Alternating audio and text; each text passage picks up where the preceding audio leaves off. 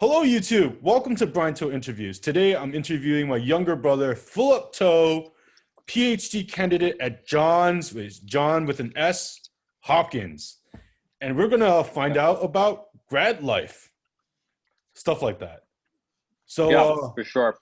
so Phil, welcome to the channel. Thank you so much for taking your time to join us. What were you doing before this? I was actually at work, so I had to go to lab. Saturday and Halloween, but every bacteria don't care. Bacteria keep growing and they keep living. So you work on kind of their schedule, So but you, just you getting were, some experiments done. so what exactly is your PhD in, or is that a thing, or how's that work? Yeah, so I'm a PhD student in the chemistry program, but I'm really in like the field of biophysics. So I study how proteins fold. So proteins are these three-dimensional structures. Everyone knows what they are.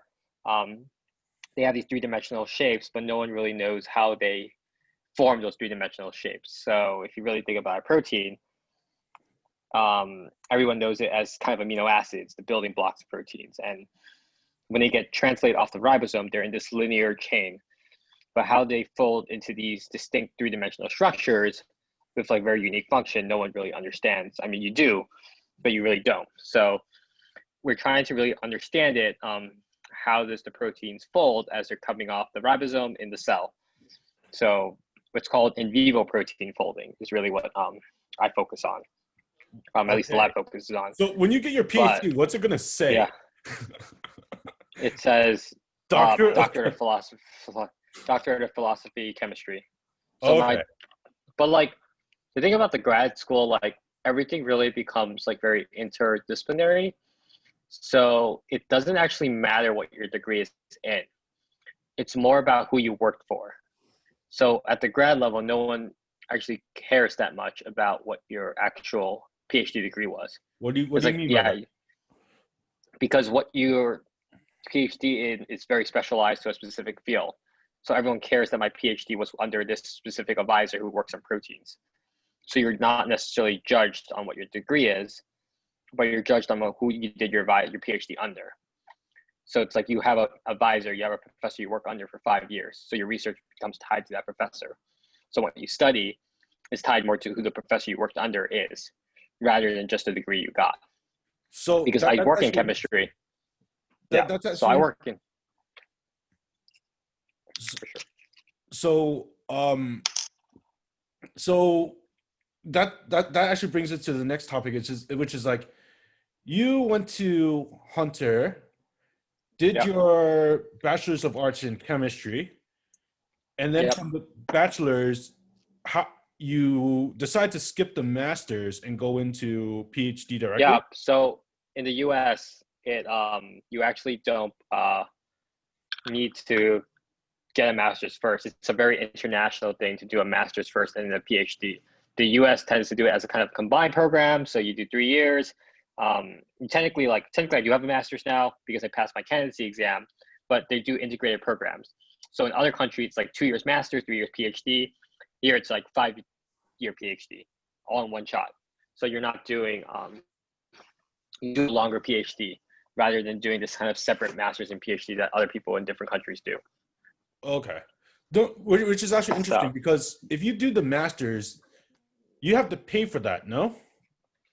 yeah, so masters you do have to pay for, but when you do PhDs, it's free because you're technically like I teach for the university, so I have to do what's called a TA-ship. So I'm a teaching assistant for the university at least for my first 2 years. So the way it works in most universities is your first 2 years before you become a candidate, you have to teach for the university, Okay. and then you go on what's called a teaching fellowship. So university pays your tuition, pays your salary because you're teaching for them. Right. And then once you pass candidacy exam, you move on to what's called an RA, which is a research assistantship. And under an RA, your professor that you work under pays your salary using his grant money. Okay. So if you do a PhD, you're technically like you're covered because you teach for the university. People who do masters, they don't have that requirement. Oh. So basically you're So studying, but you're technically, I'm doing research. I'm doing research for a university. I am working for the university under the guise that I will be continuing to do so to get a PhD. Oh, okay. So does that shorten the amount of time? Like if you go straight into PhD, does that shorten the amount of time that you do your master's? Like if you were to do master's first, then PhD, how does that work? If you were to do master's first and don't do your PhD in the US then, because everything is integrated. But if you were to do your master's so if you go to a PhD in like abroad, like the UK and Europe, for example, they require you to have a master's first, but their PhDs are much shorter. So if you do your master's there's not really a point to doing a master's in the US if you're doing a PhD. You should just get your PhD if you're interested in going down that route. Why is that? Because of timing. Because there's no advantage to getting a master's first in the US if you're going to do a PhD. You apply with a bachelor's. The only time people actually do masters is if they're doing a career change, like they want to go into a different field for their PhD, but they don't have their undergraduate in a similar. It's like if I was applying now for chemistry programs, I'd probably want to do a master's in a field closer to what I was applying for, to get some more research experience and then applying. But if you can like get into a PhD program out of undergrad, then I think it's better to just do that. You save time. You get you still get your master's. How's that structure work? Because like you have to decide. Like, do you have to decide early? Like, hey, I'm in college. I guess this is the route I'm going. Like, I mean, that's the same with anything you do.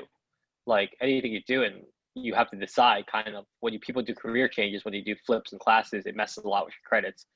You do generally have to make a decision probably by your sophomore year, junior year, because everything you do to prepare yourself for applying for grad school, like you doing your research experiences, you working in labs, that's all guided by your choice pretty early on. If someone knows they want to do a PhD, they will start early doing research in labs, probably by sophomore year, so they can get research experience so that when they apply for grad school, they become a competitive applicant. You apply for masters if you're not as competitive as an applicant coming out to get you to either bring your GPA up or to get more research experience. So it's a very competitive thing to just basically do that jump. Like, how do people prep themselves? Like college is expensive. So how do you, like, then there's like the loans and there's a lot of financial things to consider. So how does that play out to how people should, like, if you were to advise people from a financial perspective, how to do their college career, because people have this idea of private you're better or judged. Something. It depends. It's all about opportunity cost, I think. So if you consider, I think people always judge you by your highest degree. So at least for me, no one actually talks about where I went for undergrad anymore. Everyone talks about the fact that I'm a graduate student here at Hopkins. Very seldomly do they refer to my undergrad institution anymore. So you're kind of on the same page as everyone else. So like where everyone went for undergrad actually doesn't matter as much at the level that I'm at now. My advice would be, hey, if you can afford it, I think private schools provide you with a tremendous amount of resources. If you come from a family background that can afford it, then by all means do that, because why not? It doesn't cost you much. But if you're going to take loans out, then I would consider a lot more where you should go, because I think you can get a top-notch education and top-notch research institution, research experiences, regardless of where you go, especially in a city like New York, where your access is not just the university you're at, but all the research institutions you have in New York. So like for me, I went to Hunter, but I was doing research at Mount Sinai. So I had access to Mount Sinai's research facilities, even though I went to Hunter University, and which is what a lot of students in New York do. That I think a lot of people forget that you're not necessarily tied down to just your university when you're in a city like New York. So how did you go about finding or getting accepted into Mount Sinai as a research? Like, how does that pivot work? Because you got to budget the classes, and then you got to budget all the other stuff that you're going to do and navigate that entire area. Like, how do you navigate those nuances? So I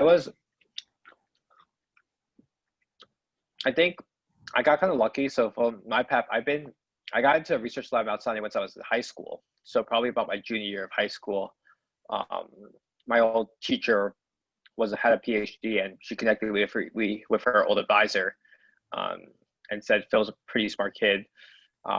He's only like 16, but he's pretty smart. So would you be willing to have him try to do some research? And kind of the rest is history. But I think time management is key, and lack of sleep is definitely two things. Learning how to work in between and shift your mind to work in between your schedule. So like when you have gaps, really learning how to be able to do assignments in that small gap you have. It's hard. Like I struggle with that today, but it's something I continuously work on, like how to shift your mind back and forth between different subjects, kind of moving your classes around your research schedule because you need large chunks of time. The beauty of college is you can really define your own schedule. At least for when I was an undergrad, you could like define your schedule blocks. So like what time you took your classes. Usually there are multiple offerings for certain classes. So I worked my schedule around the fact that I had to be in research labs. So I actually prioritized my research over my classes. And I'm privileged to have been able to do that through my program, but that's what I did. So I had classes. What was the program that you did that gave you that advantage So I was in Macaulay. So I went to the Macaulay's Honors College, which was an honors program within the CUNY system. And the one perk you really got was priority registration, which meant that you got first dibs on any classes you wanted. So your registration opened up before anyone by about a week. So you could you had first dibs on anything you wanted for class wise. And that was the one perk we got. So it allowed us to shift our schedules around internships or work opportunities that I had. On top of that, I think, the big thing like people forget is that a lot of people have to balance between having a job for money, research, and classes. But in a lot of times, university offers grants for students to do research. So I was on a research grant, which paid me to do research in the lab. So the professor I worked under didn't have to pay me, but my university paid me to do research. So it's like they paid me to do research somewhere to get the experience. So they have these research grants that you can do. So that way I was still getting income, but I was doing what I enjoyed, which was research. So how does people, like a lot of people, they have trouble finding the direction or path they want to take? Yeah. How do for sure. you? But so I think my biggest advice would be like reach out to advisors. I think having a really good advisor helps a lot. I remember when I was an undergrad, I had 4 advisors that kind of watched me from when I started. So I had an advisor for my academics, which helped me with my classes. If I needed to get something on the academic end, she'd be really there to help me. I had my research mentor who was my guidance when I was finding grad school, like what professors I should work for, what program should I apply for. I had a department advisor, so a chem advisor who would like help me with the classes, what classes I needed to take to graduate. And I also had like a business advisor who was like when I had interviews, who would coach me on how to interview properly, how to network and all that. So I think like getting people to help you and being willing to be receptive to help is really important for a student starting out, because people don't really know necessarily how to do these things. And unless you like especially for a lot of immigrant children, you really don't learn these from your parents. So you have to get the knowledge from somewhere. But there are people at universities who are willing to help you. You just have to reach out to them. I know I'm like big about just reaching out to people, and I'm not shy about it at all. And people are very receptive to helping you. I think people are scared about reaching out sometimes. We fear rejection. We fear not being good enough. We fear the judgment of others. But I think people will be genuinely very surprised if you reach out to people, how receptive they are to being reached out to. So what do you say to people without like going to college and they don't have a network or connections, or like I mean, mom and dad it's came... all yeah.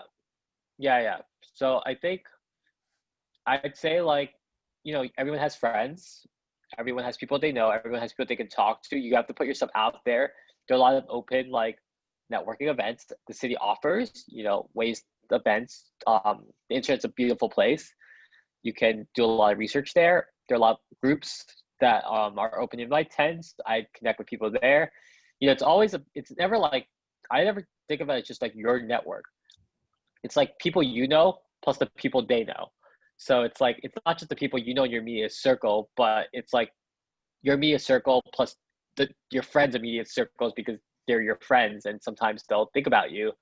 But it's hard. I think it is hard, but I think there are a lot of people who are willing to help each other out. It's just about putting yourself out there. I think is really important, and really getting to know your network and interacting with your network. That's like really important. And reaching out people, like I have a really good mentor of mine. I've known her since I was 15. She still kind of like guides me. I email her every couple months. We talk. I update her about my life, and she kind of guides me when I need advice on things. So she's really awesome. So things like that, keeping up with people. You never know who you meet, and just being friendly to people, I think goes a long way. How do you manage the financial aspect of living on your own, and food, and to live, and budget, and I all of think that? luckily like the stipend actually at grad school, at least here, it's actually one of the higher stipends we get at Hopkins. It's enough where I am right now to survive. I wouldn't say I'm saving tons of money every month. I think it's very difficult to do so when you're in grad school, but you're kind of considering it as a little bit of a sacrifice. Like you're taking a financial sacrifice to go to school, to do more studying, such that when you graduate, you're expecting a much higher salary or a much higher income. So you cook when you can, you take advantage of free school, free food events. It's harder now because of COVID, but before COVID, there's a lot of free food on campus. So you try to find out like where the food is, get groceries, cook, meal prep, things like that where you could cost. I tutor on the side, so I started tutoring chemistry on the side. So things like that help supplement your income a bit. How do you get the whole work-life balance between work, money, having fun, enjoying life, and not I like mean, you having that? have to, I think you have to enjoy what you do if you're going to do a PhD. I think if you don't enjoy what you're doing, don't do it. I think a PhD tends to be a huge sacrifice, and I think it's a lot of stress that you have to really come to work not dreading it. Like I do enjoy what I do in science, and I enjoy being a scientist.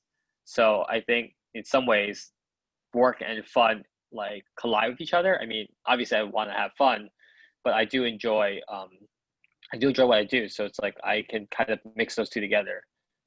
So I go to work. It's not like I'm dreading to be at lab. I get to spend the day thinking about interesting problems. Like that's what I'm getting paid to do. Getting paid That's to actually think. interesting because Yeah. like people didn't did people force you into your direction, or did you just gravitate towards that direction because that's what you wanted to do? And Yeah, for sure. So I mean, I've always had an interest in the sciences from a young age. I definitely always liked the sciences and I was good at it. I think I don't think anyone forced me to go the route I went, but I think it evolved over time just honestly out of my own interest. Like I'm interested in sciences. I was good at it. I took a lot of science classes, and then I was doing research. So it kind of naturally segued into, okay, you should probably be thinking about grad school. You've really been doing this for a while. I mean, when you're younger, you do it because of like the extracurriculars. It looks good when you're applying to college.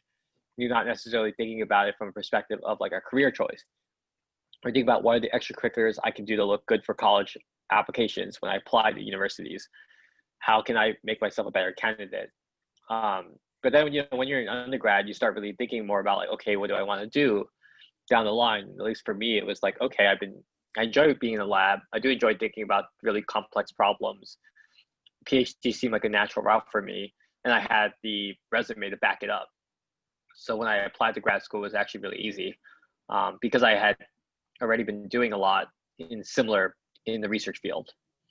so in terms of like what you said, like 2 points that were interesting. One is that it was really easy, and the other thing is that it's very competitive to be put in these positions because there's very few slots. So how do people deal with the pressure of competition?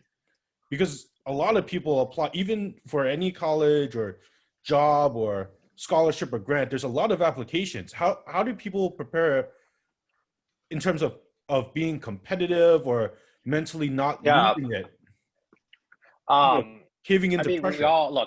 we're all under, everyone is under, I think, especially now, given coronavirus and everything, everyone's under tremendous amounts of pressure. I think more pressure than we're used to. And sometimes I feel like I'm cracking sometimes too with under the pressure because, grad students, we have pressure of between, publishing, getting money's tight for the research institutions and everything. So it's like, I think it's like trying to really like, for us, it's like there's a light at the end, like there's a reason why we're doing this. There is a light at the end of the tunnel. Like we're pushing through because this graduation, like for a grad student, it's like graduation is what we're aiming towards. You know, we just have to like work. What about And all there the is, people trying to apply into grad school, into yeah, PhD programs?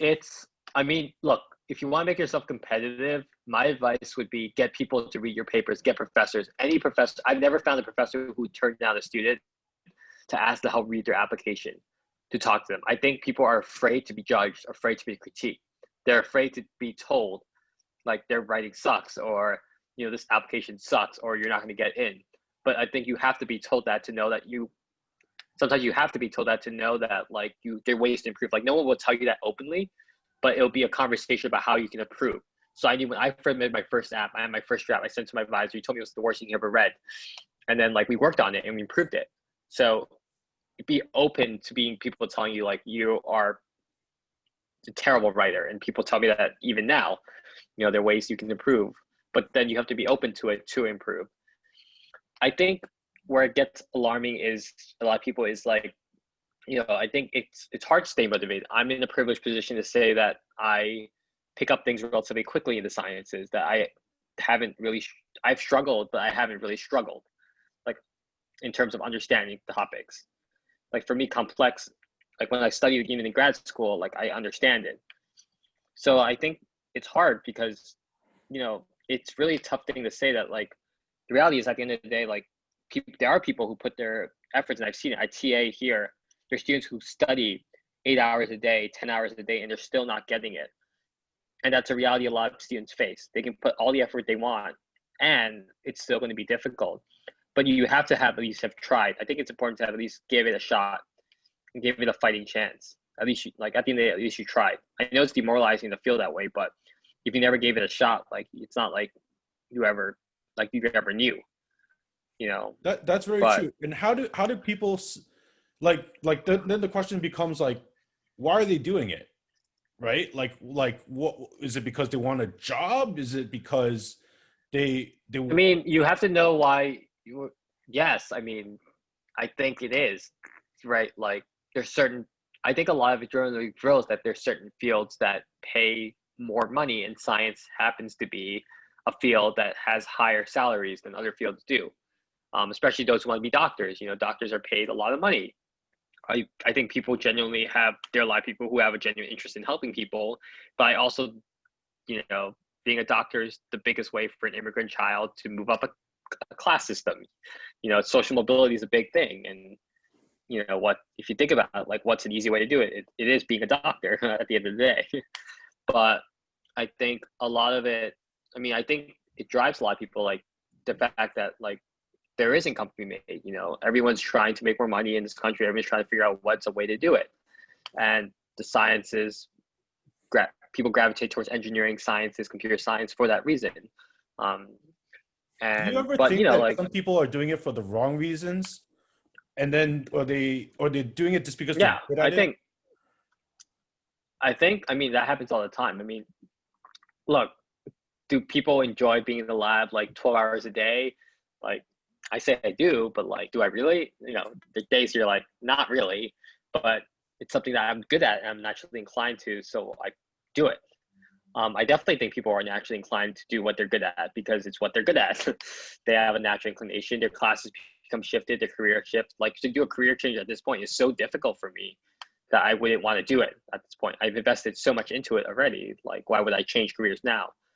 I'm doing something I'm That's good a at big that I feeling that a enjoy lot of enough people have to actually. like, Like they spend a lot of Yeah. their time into one field, and then they want to make a pivot, and they feel like, Yeah. oh, maybe it's too old, or maybe, you know, it's a waste, or No, I know. So, like that's why people like, but you know, when I think about like when I was TAing, like there are students of all walks. Like this is less at Hopkins, but at Hunter, when I was TAing Gen Chem there, you had students from all walks of life doing career changes, and you know, I think it's perfectly acceptable. I think people should do it. I mean, look, we're all trying to find the pursuit of happiness. We're trying to find what makes us happy, and that's a hard question to ask. And maybe that takes a lot of trial and error. Maybe we genuinely have to do a field that we hate. You know, my old boss was an investment banker for 50 years, or not 50 years, sorry, 20, 30, 40 years. And she, as a retirement job, works for a nonprofit now. So, you know, like things like people do career changes, but, you know, that being said, there's a question of like happiness and what you enjoy and financial stability. Like, and often those two are not things that they don't align. If they align, that's great. For most people, they don't. Financial stability and happiness aren't two things that co-align with each other for most people. People don't necessarily work a job because it makes them happy, but they're people, I mean, maybe they do. You know, some people really love their job and that's great for them. And some people really hate their job, but they have to do it because it puts food on the table, you know? So I think what generally a lot of people I think do is they want to reach a state of financial stability that which they can do something that makes them happy. And I think that's the pursuit of a lot of people. You know, I have friends who want to do what they do because it makes good money and they just want to travel. So they want to make enough, do their job, make money, and just travel the rest of the time. And that's what's going to make them happy. So they do it. why do people select specific careers, places to do their studies over other places? Like, how do people make those choices? Because there's a lot of the schools apply, but then not everyone takes you, and then you might go to a school that's not your first choice. Like, how does that whole So I think if you consider like, I mean, I think a lot of it has to do with brand recognition. Like everyone knows Harvard. I think when you think about colleges, it depends what field you're in. If you're in the businesses, I think it actually matters a lot where you go because it's all about the networks and the connections, the alumni networks at those schools. Like if you apply for a job, if you went to Harvard, it's much easier to get a job if your hiring boss, the hiring manager at the company you apply for also went to Harvard. You know, there is this connection. There's this idea that, okay, I went there. I know the type of students that come out of there. I know that this university produces great students. I think a lot of it is like brand recognition. Like a lot of people pursue it. Now, do I find myself the same way when I was in high school? Definitely. I applied to every Ivy League there was. You know, I applied to a lot of the top schools. I didn't get into a lot of them. And I ended up at Macaulay. But looking back, you know, I think that was actually probably the best decision because I graduated debt-free and now I'm at a great university for my PhD. But there is the pursuit of, you know, recognition, brand name, how much easier it makes. But, you know, the hardest part is like the people to consider is like how much money it costs to go to university, college. It's expensive. It's not cheap. And there are perfectly good, cheap options out there that people don't realize are actually really great options for them. What would you say to people that have this idea that if you didn't go to like an expensive private school and you went to a city college and then there's nepotism or competition, or you look, you know, there's some sort of, what's the word I'm looking for? Prestige, like you don't have that prestigiousness. I mean, it's tough. Like I think a lot of people see it that way. A lot of people they do, because look, before someone even knows you, what do you really know about someone? Let's say someone sees you, they don't really know anything about you. A job sees you, an employee sees you, they judge you so much by where you went to school. You know, people before they even know me, they don't even know who I am. They just know I'm Philip Toe. They see that I'm a PhD student at Hopkins. That's all they hear. and suddenly there's an impression given off about me before they even know who I am. They'll talk to me, nothing, right? I think it happens subconsciously. That's just, but I do think it's not about where you go, but it's how you take advantage of the opportunities given to you at the university. Like I think even the CUNY system, there's so much opportunities for students. Even when I was there, there were great professors I worked under, great advisors, great courses. When I came to grad school, as well prepared as any other student was who went to these private schools that were really expensive. Coming out of a school people wouldn't consider that great. Like I went to the City University of New York system, and I remember when I was in high school, I went to a specialized high school, and that was like the school you went to because you didn't really get in anywhere else. But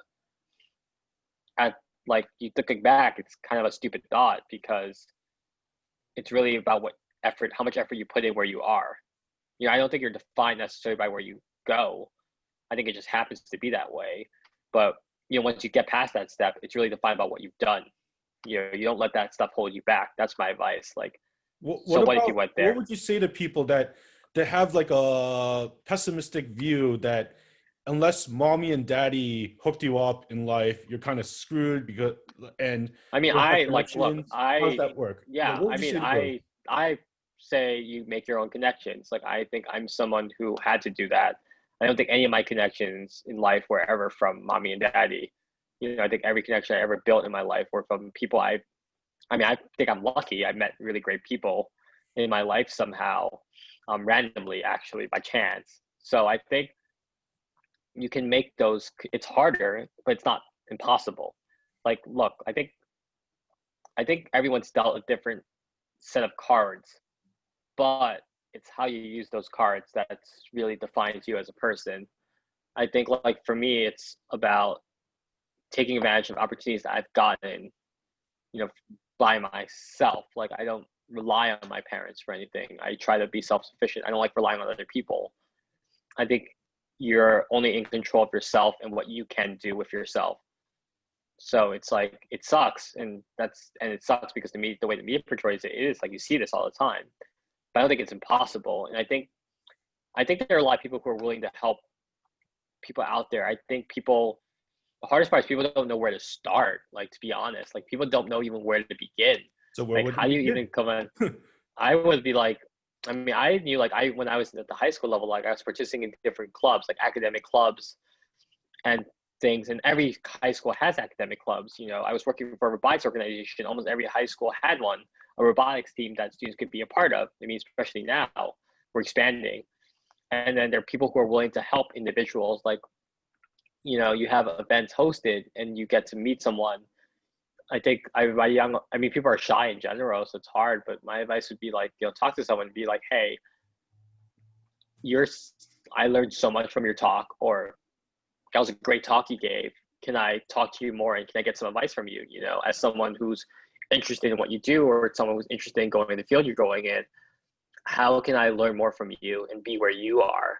Because that's what I strive to be. And, people love talking about themselves, and no one will ever, not tell you about their journey. I think it's hard because we see it as like our parents being well connected, but my philosophy has always just been like, you make those connections yourself. People you meet, it's how you portray yourself. I do have advantages that, like, I went to a really good high school that had those connections that I could do. We do have that. That was a privilege I had. But it's not. There are a lot of students who, have been able to make connections with people they meet. It's just putting yourself out there, being willing to talk to someone and leaving an impression on someone. And I think, like, humility is also something that, like, has really helped me a lot too. So explain humility. I think it's like understanding and being, like, very, like, respectful to the opportunities you've given. Like, I think, at least for me, it's like trying to really, like, I consider myself as I've done pretty well overall so far, but I'm respectful that this journey wasn't done by myself. I've had a lot of people along the way who've helped me getting there, and kind of being very respectful about that and acknowledging that, I think is really important. That, you know, every successful person probably didn't get there himself. There are a lot of people who've given them good advice, who've helped them along the way. You know, there's countless friends of mine who's I go to for advice on, like, I tell them I need to submit an essay. You know, it's never, whenever I submit an application, it's never just been my own eyes who've written it. I've run it by my advisor, I've run it by a friend, I've run it by like multiple people who've looked it over and been like, hey, this is what you should change. Okay, this is like what I think would sound better. And we pay it forward. Like if someone ever needed help, I help them too. You know, so it's like the kind of the journey isn't solo. And I think a lot of people think that the journey is solo. There's a lot of glorification about, like, especially like the superhero, the single person that saves the world, this and that. So yeah, but like every single like person had sidekicks or other people along the way who, you know, help them, right? It's not just like a single person, you know, and there is glorification of that, but that's, I think, I don't know of successful people in real life who like have really been able to succeed by themselves. I think, you know, there's only so much you know as a person, and outsider perspective is always so important, at least the way I see it. Like, I think for me, like I had so much help, you know, going forward, that I genuinely think if I didn't have the advisors I had or the mentorship I had, I wouldn't be where I am now. And I think I genuinely do believe that. I think it's about what advice you can get from other people, good or bad. You know, if it's bad, you don't take it. If it's good, then you know, there's always bad advice that you don't agree with, but there's always some good advice. how do you distinguish between the good or the bad? Like, how do you make that? I mean, I whether or not it makes me go like, oh, that's really interesting. I didn't think about that, you know, or like, that's a stupid idea. Why would I do that? You know, you kind of process it and go like, okay, like, I mean, does that sound like, you know, I think a lot of it's instinctual. Like, at least for me, it's like, you know, I would like, if it's bad advice, I don't follow it, kind of just ignore it. But sometimes I'll get something that's so good. what is the biggest, if you had to do one accomplishment in your field, what would that accomplishment, like, what would you aspire that accomplishment to be? I mean, a Nobel Prize would be nice. I think a Nobel Prize for us is like probably the biggest award you could get as a scientist. But that's like way down the line. But you know, that's hard to get, and you know, a lot of brilliant scientists who don't get Nobel Prizes, but that's probably like the one big thing in our field that's like the biggest thing you could get. How would you, how do you keep staying with the grind? And because in a society where people prize money, instant gratification, how do you relate to that in terms of like people that want instant gratification, like millionaire overnight, or just? I mean, it's like instant I've never been someone who likes instant gratification. I think I'm okay with the long haul, and I think that's what I think in some ways like allows me to do what I do, because I'm not getting instant gratification for sure from what I'm doing. Like, it's hard. Like, I'm stressed out a lot of times. You know, I work late. I do 12-hour days, you know, 7 days a week sometimes to get stuff done for my professor. And, you know, that's the reality that we face as grad students. But you just try to like, I don't know, ever since like I'm a pretty easygoing guy. So I do. I go home, I try to take an hour or two for myself just to relax, catch up with friends, play some video games, things like that, and then go to sleep, repeat, you know, you kind of like take breaks when you need to. But I think for me, it's like I'm doing something that I find very interesting and I think it's going to help the world. And I think that's what also drives me further. It's like you're doing something that I find will make an impact, and that's what I want to do. I've always wanted to just see what kind of impact I would leave on the world, and what I can do to change people's lives, or someone's life, you know, for that matter. And I think that knowing that I'm doing that helps me get through the day. Like, knowing that I'm working on a project that could radically change a lot of people's lives is important to me. It keeps me going. Kind of remind yourself of what you're doing is good. And that keeps you going. That's fair. So anyway, Phil, I really appreciate you. Yep, no worries. Time that you gave, and I look best of wishes, and I look forward to you know, having you on my show when you win the Nobel Prize. So for sure. We'll see where it goes. Anyway, thank you, and thank you the rest of the audience. Have a wonderful day. Yep.